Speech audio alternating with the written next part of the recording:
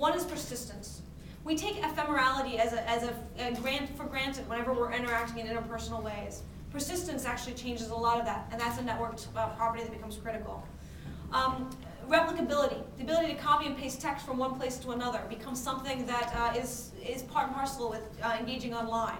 That makes it very tricky to not just see how far things will spread, but also the ability to actually modify things and not know the original and the changes. Another challenge in this is searchability. My mother would have loved the ability to scream grep and figure out where I had been with my friends. She couldn't. I am thankful for this. What does it mean that people become extremely searchable online? How does searchability take things out of context? How do we deal with that? Another issue is scale. There's an assumption that everything scales to millions. That's not true. But the fact that some things do is what messes this all up. Most things don't scale. Any politician trying to actually gain a large audience finds that things don't magically scale. It's not the field of dreams.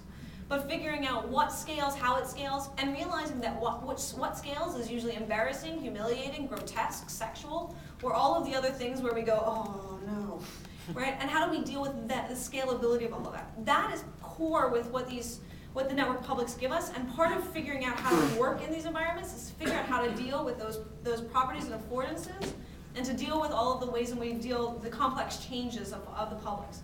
Young people are growing of age, they're making sense of it to the best of their ability. Adults are making sense of it terribly, but telling teenagers that they know better than they do.